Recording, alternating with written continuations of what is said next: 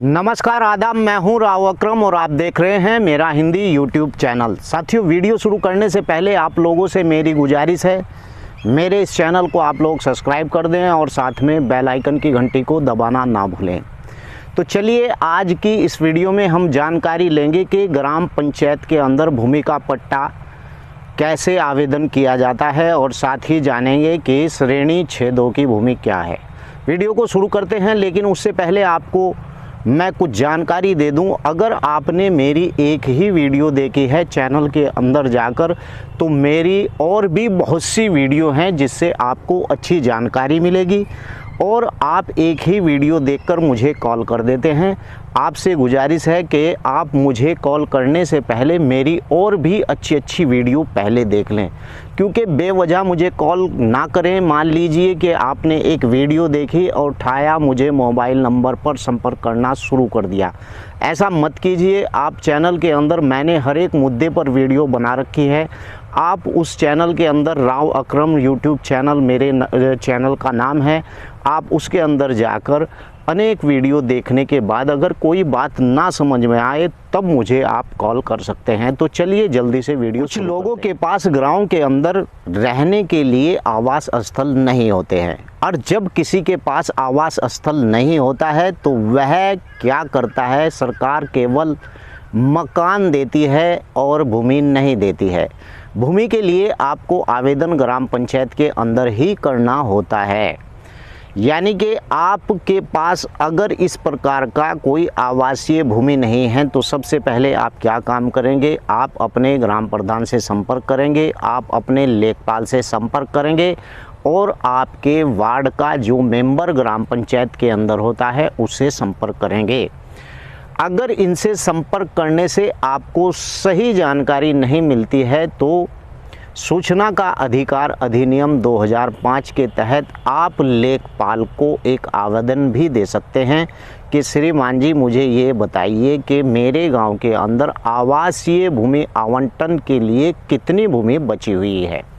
आज मैं यह आपको स्पष्ट बता देता हूं, क्योंकि ग्राम प्रधान चोर होता है और ग्राम का जो मेंबर होता है वो उससे मिला हुआ चोर होता है, और जो पटवारी होता है, पटवारी तभी गांव के अंदर आता है अगर किसी का कोई मामला या फिर किसी प्रकार से किसी की पेंशन, विधवा पेंशन, इन पर रिपोर्ट, अन्य प्रकार की। मैंने एक वीडियो बनाई थी कि लेखपाल के कितने कार्य होते हैं। इतने कार्य तो ग्राम प्रधान के भी नहीं होते जितने लेखपाल के होते हैं।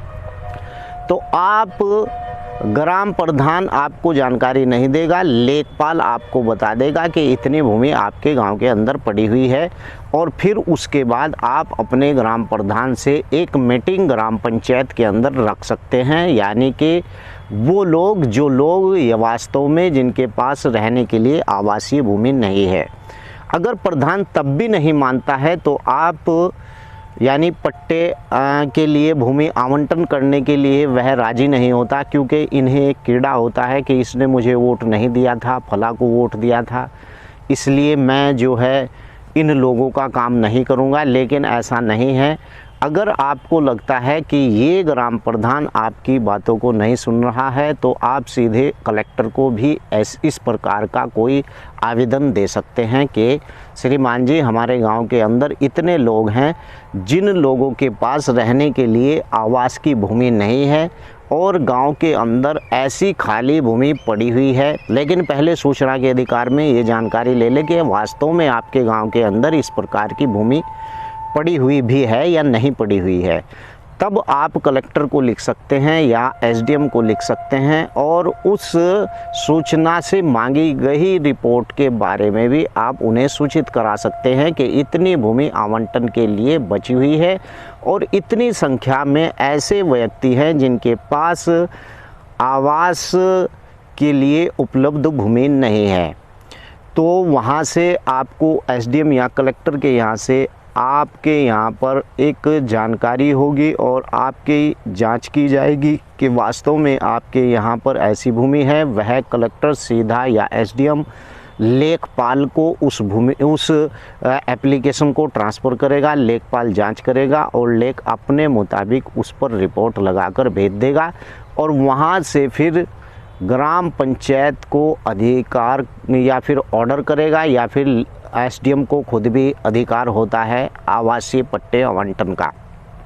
तो इस प्रकार से अगर आपके पास गांव के अंदर कोई ऐसी भूमि नहीं है जिस पर आप आवास जो है बना सकते हैं, तो इस प्रक्रिया के तहत आप सभी लोगों को आवास की भूमि का आवंटन 100% हो सकता है अगर गांव के अंदर इस प्रकार की भूमि पड़ी हुई है। तो चलिए अब मैं श्रेणी 6.2 की भूमि के बारे में बताता हूं। वैसे तो ये श्रेणी 6.2 की जो भूमि होती है यह आवासीय भूमि के ही लिए होती है, यानी ये आबादी की भूमि होती है। लेकिन इस पर रेल, नहर, सड़क और प्राइमरी स्कूल या स्कूल किसी भी प्रकार का प्रोजेक्ट इसके ऊपर आ सकता है, सरकार भेज भी सकती है। और ये भूमि आबादी के पर्पज़ से ही गांव के आसपास में छोड़ी जाती है, जिसे श्रेणी 6.2 की भूमि कहा जाता है।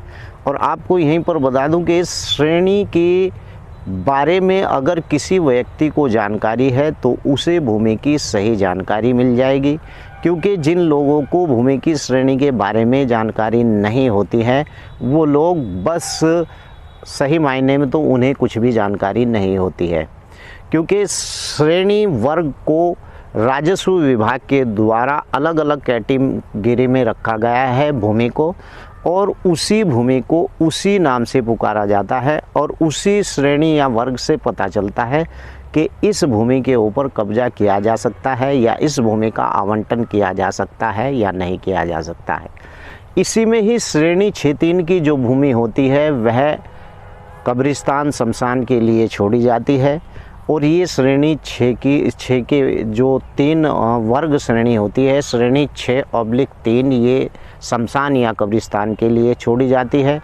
इस श्रेणी 6 के अंदर 4 कैटेगरी होते हैं, श्रेणी 6.1, श्रेणी 6.2, श्रेणी 6.3 और श्रेणी 6.4। इन 6 कैटेगरी में इस श्रेणी 6 की भूमि को रखा गया है। और अलग अलग कैटेगरी में जब श्रेणी 6 की भूमि को रखा गया है तो उसका अलग अलग ही मामला होता है। कुछ लोग मुझे कॉल करते हैं और पूछते हैं कि साहब हमने एक भूमि खरीदी थी, वो भूमि खरीदने के बाद पता चला कि वो सरकारी भूमि है। यही एक आपको बता दूं कि आपको सही जानकारी उस भूमि वर्ग की नहीं है। अगर आपको उस भूमि वर्ग की सही जानकारी होती तो आप ऐसे लफड़े में ना पड़ते। अगर फिर भी आपको कोई जानकारी या राय लेनी है तो डिस्क्रिप्शन में मेरा मोबाइल नंबर है। हाँ, मेरे चैनल को ज़रूर सब्सक्राइब कर लें, तभी मुझे कॉल करें। जय हिंद, जय भारत, खुदा हाफिज़।